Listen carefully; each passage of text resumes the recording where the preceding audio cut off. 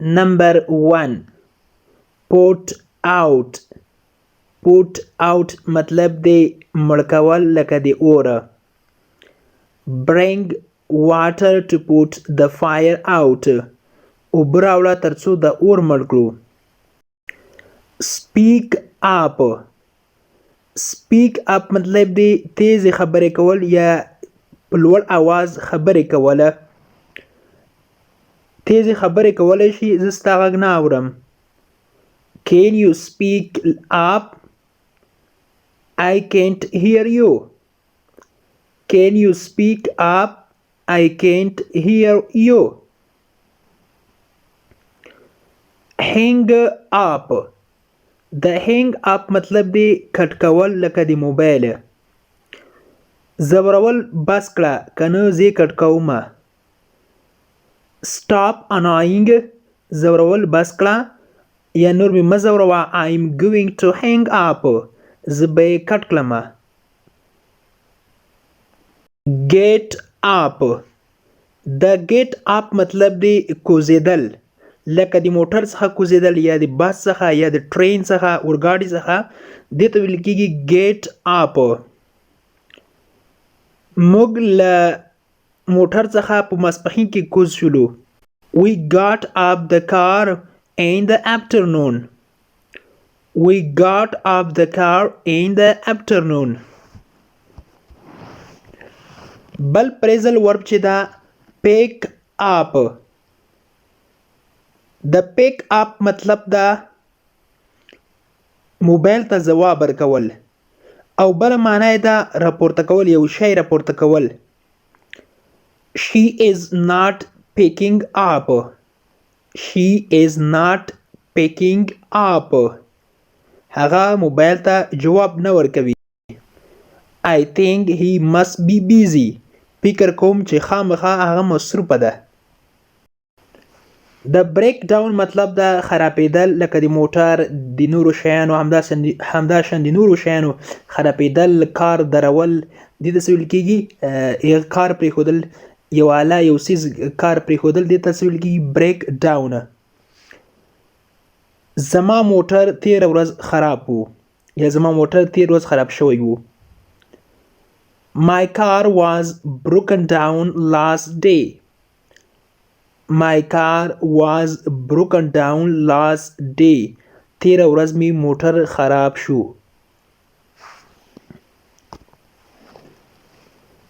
wake up. د wake up معنی ده راویښېدل یا ویښېدل له خوب څخه.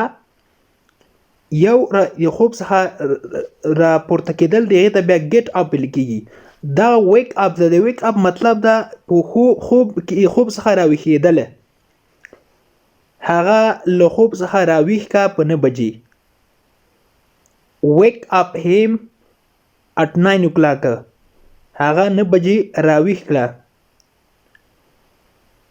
give up. give up پرېښودل، یو کار پرېښودل، دې ته give up ویل کېږي. ته باید سګرټ څکول پرېږدې.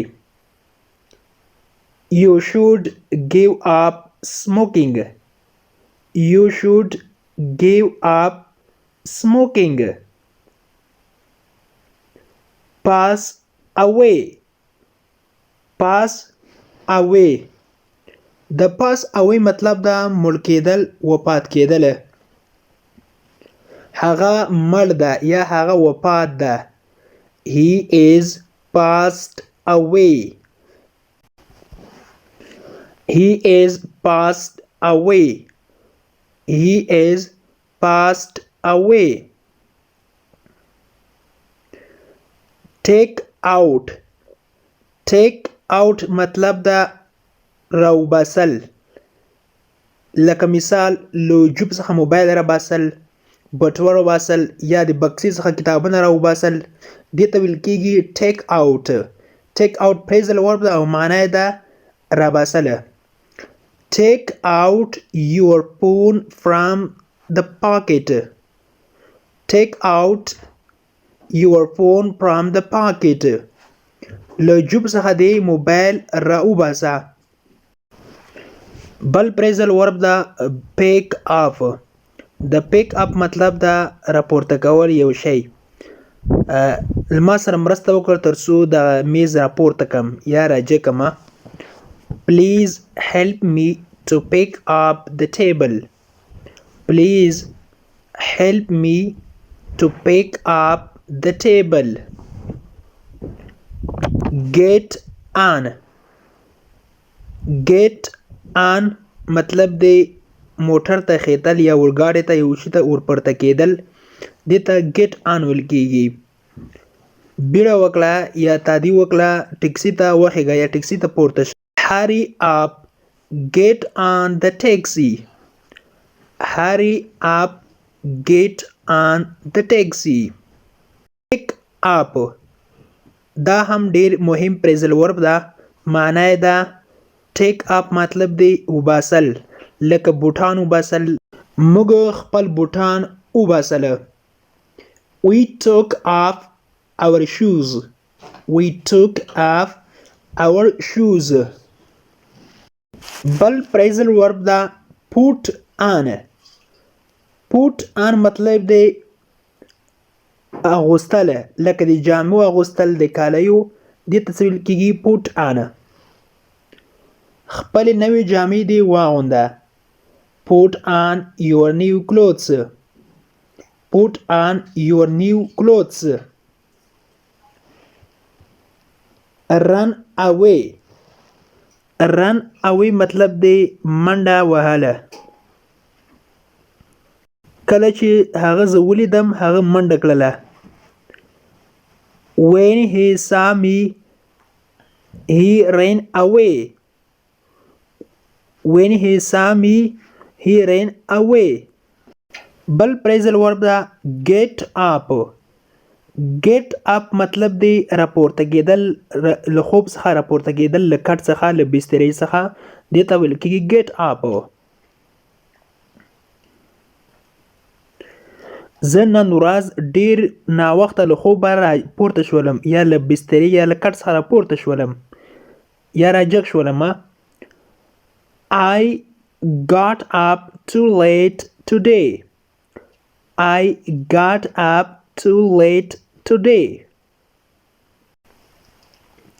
Turn on مطلب دی چلنول، لکه د کمپیوټر، د ټي وي، همدغه شان دي نور. مهرباني وکړه د اوبو نلکۍ چلن کړه. Turn on the water tap. Turn on the water tap. Turn on the water tap. بل پریزل ورب ده turn up بندول. Please turn up the fan. Please turn up the fan. مهرباني وکړه دا پکه بند کړه. Catch up. د catch up معنا ده نیول، لکه غل نیول، یو څوک نیول، دې ته ویل کېږي catch up. بیړه وکړه هغه غل راونیسه یا دا غل راونیسه. Hurry up, catch the thief up. Hurry up, catch the thief up. Drop out. Drop out معنا ده غورځېدل، له پاسه کته یو څیز ولویږي، دې ته څه ویل کېږي drop out. زما څخه کارتن یا بکس وغورځېده زما په بوټانو باندې. I dropped out the box on my shoes. I dropped out the box on my shoes. بل پریزل ورب ده carry on. carry on ادامه ورکول، جریان پیدا کول، جریان ورکوله. ما خپل خبرو ته ادامه ورکړه یا جریان مې ورکړه. I carried my speaking on. I carried my speaking on. Get around. Get around get around مقصد دا مشهور کېدل. هغه فقط غواړي چې ځان مشهور کړي په ټولنه کې، یا هغه غواړي چې مشهور شي په ټولنه کې. He just wants to get around in the society. He just wants to get around in the society. Society. بل phrasal verb دا hang on.